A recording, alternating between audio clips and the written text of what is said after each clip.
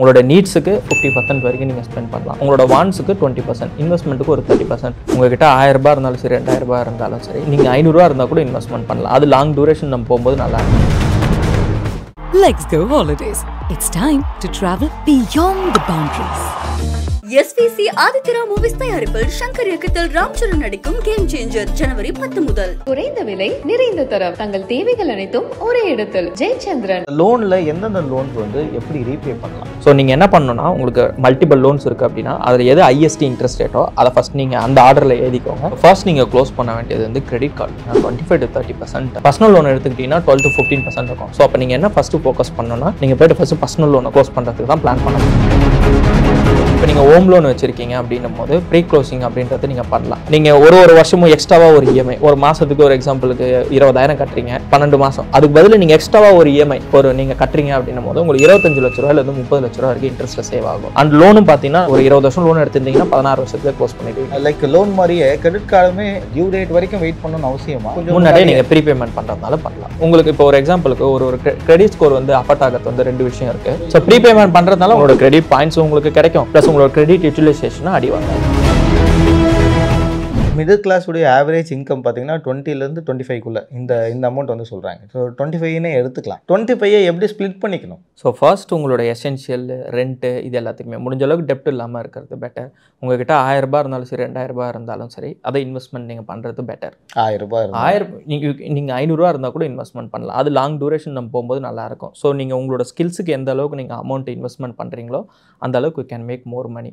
So உங்களோட அத்தியாவசிய தேவை எந்த அளவுக்கு கம்மி பண்ணிவிட்டு உங்களால் எந்த அளவுக்கு இன்வெஸ்ட்மெண்ட், என்டர்டைன்மெண்ட்டு தேவையில்லாமல் இந்த நீட்ஸு வான்ஸு அப்படின்னு சொல்லுவாங்க. உங்களோட நீட்ஸுக்கு நீங்கள் ஒரு 50% வரைக்கும் நீங்கள் ஸ்பெண்ட் பண்ணலாம். உங்களோட வான்ஸுக்கு 20%, இன்வெஸ்ட்மெண்ட்டுக்கு ஒரு 30%. ஆனால் இதெல்லாம் எல்லாராலையும் எக்ஸாக்டாக ஃபாலோ பண்ண முடியும். ஏன்னா ஒவ்வொருத்தவங்களோட ஃபைனான்ஷியல் ஸ்டேட்டஸ்ன்றது டிஃப்ரெண்ட்டாக இருக்கும். அவங்களோட ரெண்ட் வேறையாக இருக்கும், அவங்களோட மந்த்லி எக்ஸ்பென்சஸ் 2 குழந்தை இருக்கலாம், 3 குழந்தை இருக்கலாம், அந்த மாதிரி இருக்குது. ஸோ ஒவ்வொருத்தவங்களோட ஃபைனான்ஸ் பொறுத்த வரைக்கும் இதுதான் நம்ம காமன்னு சொல்லிடவே முடியாது. நீங்கள் 20% இன்வெஸ்ட் பண்ணுங்கள், 30% சொல்கிறவன் நான் சொல்லிட்டு போயிடலாம். ஏன்னா என்னோட மந்த்லி இன்கம் வேறு, அவங்களோட மந்த்லி இன்கம்ன்றது வேறு. ஸோ பேசிக் தம் ரூல் அப்படின்றது வந்து எந்த அளவுக்கு உங்களோட செலவை குறைச்சி நீங்கள் இன்வெஸ்ட்மெண்ட் பண்ணுறீங்களோ பின்னாடி அது வந்து உங்களுக்கு பெனிஃபிட்டாக இருக்குன்றது பேசிக்காக. அந்த 25 எப்படி பிரிச்சுக்கலான்னு கேட்குறேன். சரி, இப்போ 25 இருக்கலாம், இந்த பர்சன்டேஜ் இதுக்கு நீங்கள் எது ஒன்றுமே 3 வருஷத்துக்கு கம்மியாக இருக்கிறது எதுவுமே வந்து ஃபஸ்ட் நீங்கள் பிளான் பண்ண வேண்டியது எமர்ஜென்சி ஃபண்டு.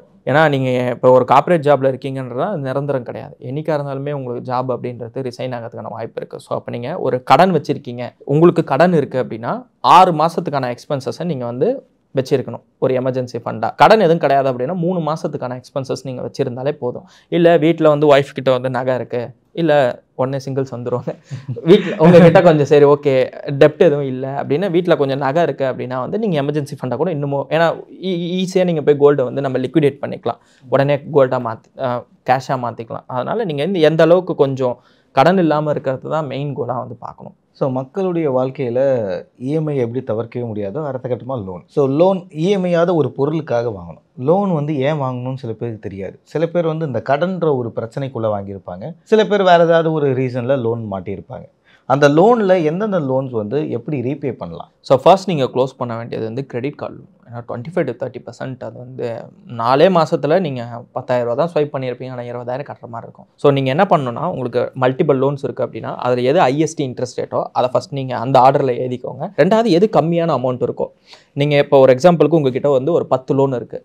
ஸோ அது வந்து ஒரு பெரிய பேர்டனாக இருக்கும். 10 லோன் நிறைய பேருக்கு இருக்குது. ஸோ 10 லோன் இருக்குன்னும் போது அது பெரிய ப்ராப்ளமாக இருக்கும். அதில் நீங்கள் என்ன பண்ணுங்கள், சின்ன சின்ன அமௌண்ட் இருக்கும், ஒரு 50,000, 1,00,000, இல்லை 70,000 இந்த மாதிரி. ஸோ ஃபஸ்ட்டு என்ன பண்ணுங்கள், சின்ன லோன் கட்ட முடியுமோ எது ஈஸியாக இருக்கும் ஃபஸ்ட்டு அதை க்ளோஸ் பண்ணி முடிச்சிட்டிங்கன்னா அப்போ நம்பர் ஆஃப் லோனுன்றது உங்களுக்கு மென்டலி வந்து ஓகே நம்மகிட்ட இப்போ 5 லோன் தான் இருக்கணும். அது ஃபஸ்ட்டு அந்த சின்ன சின்ன லோன்ஸை முடிச்சுட்டு ரெண்டாவது அந்த பெரிய லோன்ஸில் எது இருக்கிறதுல ஐஎஸ்டி இன்ஸ்டியூட்டோ அதுக்கு நீங்கள் அதிகமாக ஃபோக்கஸ் பண்ணணும். நீங்கள் இப்போ ஹோம் லோனாக எடுத்துக்கிட்டிங்கன்னா அதெல்லாம் ஒரு 9%, 7.5லேருந்து 11% கூட இருக்கும். பர்சனல் லோன் எடுத்துக்கிட்டிங்கன்னா 12 to 15% இருக்கும். ஸோ அப்போ நீங்கள் என்ன ஃபஸ்ட்டு ஃபோக்கஸ் பண்ணணும்னா, நீங்கள் போய்ட்டு ஃபஸ்ட்டு பர்சனல் லோனை க்ளோஸ் பண்ணுறதுக்கு தான் பிளான் பண்ணணும். ரெண்டாவது நீங்கள் வந்து ஹோம் லோனுக்கு பிளான் பண்ணலாம். ஸோ இந்த மாதிரி ஆர்டரில் எது ஐஎஸ்டி இன்ட்ரெஸ்ட் ரேட் இருக்கோ அதை ஃபஸ்ட்டு நீங்கள் க்ளோஸ் பண்ணிவிட்டு அதுக்கப்புறமா நீங்கள் வந்து கம்மியான இன்ட்ரெஸ்ட் ரேட் இருக்கிறத நீங்கள் க்ளோஸ் பண்ணலாம். இப்போ ஒரு 10 வருஷம் நடக்கிற லோனை சில பேர் வந்து 3 வருஷத்துலேயே நான் க்ளோஸ் பண்ணிட்டேன் அப்படின்னு சொல்லி ப்ரீ க்ளோஸ் அப்படின்னு இப்போ நீங்கள் ஹோம் லோன் வச்சுருக்கீங்க அப்படின்னும் போது ப்ரீ க்ளோசிங் அப்படின்றத நீங்கள் பண்ணலாம். உங்ககிட்ட எக்ஸ்ட்ராவாக ஒரு கேஷ் இருக்குது அப்படின்னும் போது நீங்கள் நீங்கள் எடுத்துகிட்டு போய் ரீபேமெண்ட் பண்ணும்போது உங்களுக்கு ஆப்வியஸ்லி வந்து நீங்கள் ஒரு இஎம்ஐ ஒரு வருஷத்துக்கு எக்ஸ்ட்ரா பே பண்ணாலே உங்களுக்கு ஒரு 15 வருஷத்தில் இன்ட்ரெஸ்ட்லேயே பார்த்தீங்கன்னா 25 to 30 lakhs கிட்ட சேவ் ஆகும். இப்போ நீங்கள் ஒரு 50 லட்ச ரூபா லோன் எடுத்திருக்கீங்க, 15 வருஷம் டென்யூர் போட்டிருக்கீங்க, ஒரு எக்ஸாம்பிளுக்கு 9% நம்ம அசியூம் பண்ணுறோம் அப்படின்னும் போது நீங்கள் கட்ட போகிறதே வந்து பார்த்தீங்கன்னா 60 to 70 லட்ச ரூபா வந்து கட்டுவீங்க. இது எக்ஸாக்ட் நம்பர்ஸ் இல்லை, நான் ஒரு எக்ஸாம்பிள் ஒரு 60 to 70 லட்ச ரூபா இன்ட்ரெஸ்ட்டாக கட்ட போகிறீங்க அப்படின்னும் போது நீங்கள் ஒரு வருஷமும் எக்ஸ்ட்ராவாக ஒரு இஎம்ஐ ஒரு மாதத்துக்கு ஒரு எக்ஸாம்பிளுக்கு 20,000 கட்டுறீங்க, 12 மாதம், அதுக்கு பதில் நீங்கள் எக்ஸ்ட்ராவாக ஒரு இஎம்ஐ நீங்கள் கட்டுறீங்க அப்படின்னும் போது உங்களுக்கு 25 லட்ச ரூபாயிலேருந்து 30 லட்ச ரூபா வரைக்கும் இன்ட்ரெஸ்ட்டில் சேவ் ஆகும். அண்ட் லோனும் பார்த்தீங்கன்னா 16 வருஷத்துலேயே க்ளோஸ் பண்ணிடுவீங்க. ஒரு 20 வருஷம் லோன் எடுத்திருந்தீங்கன்னா 16 வருஷத்துலேயே க்ளோஸ் பண்ணிடுவீங்க. இதில் முக்கியமான பாயிண்ட் என்னன்னா, இப்போ பாதி பேர் சடனாக ஒரு லம்சம் வருது, ஒரு 20 லட்ச ரூபா லோன் போயிட்டுருக்கு, லம்சம் ஒரு 2 லட்சம் 1 லட்சம் வருது, அப்படியே போயிட்டு பார்ட் பேமெண்ட் கட்டும்போது அவங்க வந்து டென்யூர் கம்மி பண்ணுறீங்களா இல்லைனா இன்ட்ரெஸ்ட் கம்மி பண்ணிக்கிறீங்களா இல்லை இந்த இஎம்ஐயோடைய அமௌண்ட் கம்மி பண்ணிக்கிறீங்கன்ற மாதிரி கேட்பாங்க. இஎம்ஐயோட அமௌண்ட் கம்மி பண்ணாதீங்க, அது அப்படியே இருக்கட்டும். டென்யூர் நீங்கள் கம்மி பண்ணிக்கிறது பெட்டராக இருக்கும். ஏன்னா எந்த அளவுக்கு டென்யூர்ன்றது இன்க்ரீஸ் ஆகுதோ அந்த அளவுக்கு வந்து உங்களுக்கு இன்ட்ரெஸ்ட் ரேட்டுன்றது அதிகமாக பே பண்ணுங்க. அப்போ நீங்கள் டென்யூரை கம்மி பண்ணும்போது உங்களோட இஎம்ஐன்றது வந்து பார்த்தீங்கன்னா வந்து அது அப்படியே ஸ்டேபிளாக இருக்கட்டும். டென்யூர் கம்மி பண்ணும்போது இன்ட்ரெஸ்ட்ன்றது உங்களுக்கு அதிகமாக சேவ் ஆகும், இன்னும் சீக்கிரமாகவும் அந்த லோன் அடையும். Yes exactly. ஓகே, ஸோ இதில் ஃபஸ்ட்டு நீங்கள் கிரெடிட் கார்டு பற்றி பேசினதால அதில் இருக்க பெனிஃபிட்ஸ் இப்போ நிறைய பேர் யூஸ் பண்ண ஆரம்பிச்சிட்டாங்க. இப்போ ஏர்போர்ட்டில் இருக்கக்கூடிய லான்ச் ஒரு 2 ரூபாய்க்கு யூஸ் பண்ணுறதா இருக்கட்டும், அதுக்கப்புறமா இந்த மாதிரி பாயிண்ட்ஸ் வந்து அக்குமுலேட் பண்ணுறதா இருக்கட்டும், இந்த மாதிரி விஷயங்களுக்கெல்லாம் கிரெடிட் கார்டு வந்து பயங்கரமாக யூஸ் பண்ணுறாங்க. கிரெடிட் கார்டில் இந்த குறிப்பிட்ட இந்த டியூ டேட் அப்போ மட்டும் கரெக்டாக கட்டினா பிரச்சனை, அது வந்து கரெக்டாக உங்களுக்கு சிபில் வந்து அடி வாங்கும் அப்படின்ற விஷயத்தை கேள்விப்பட்டேன். அது ஸோ கரெக்டாக டியூ டேட் அப்போ கட்டுறது எவ்வளோ தூரம் ரிஸ்கின்னு கிடையாது. நீங்கள் கரெக்டாக உங்களோட டியூ டேட் அப்போ நீங்கள் கட்டிங்கன்னா ஓகே. ஒன்றுக்குமே இப்போ நீங்கள் இந்த மாதம் இது பண்ணுறீங்க, இப்போ பார்த்தீங்கன்னா ஒரு பேங்க் பொறுத்து, இப்போ எஸ்பிஐ பார்த்தீங்கன்னா 19th ஸ்டேட்மெண்ட் ஜென்ரேட் ஆகுது, ஹெச்டிஎஃப்சிக்கு 13th ஜென்ரேட் ஆகுது.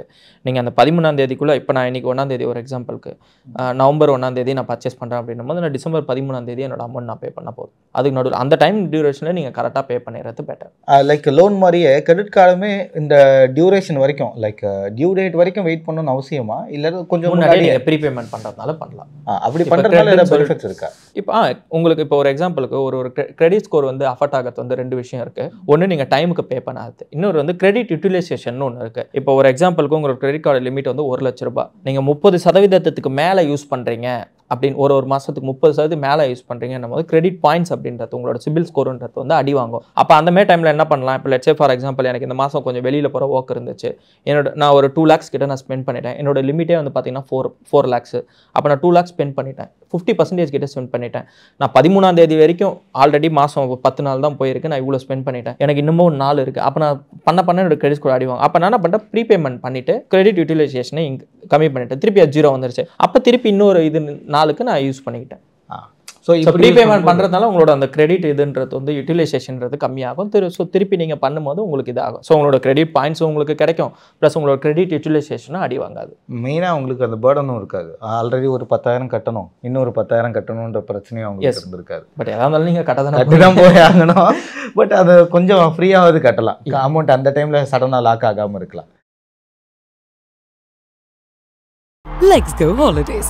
It's time to travel beyond the boundaries. SVC Aditya movies தயாரிப்பில் சங்கர் இயக்கத்தில் ராம்சரண் நடிக்கும் கேம் சேஞ்சர் ஜனவரி 10 முதல். குறைந்த விலை, நிறைந்த தரம், தங்கள் தேவைகள் அனைத்தும் ஒரே இடத்தில். ஜெயச்சந்திரன்.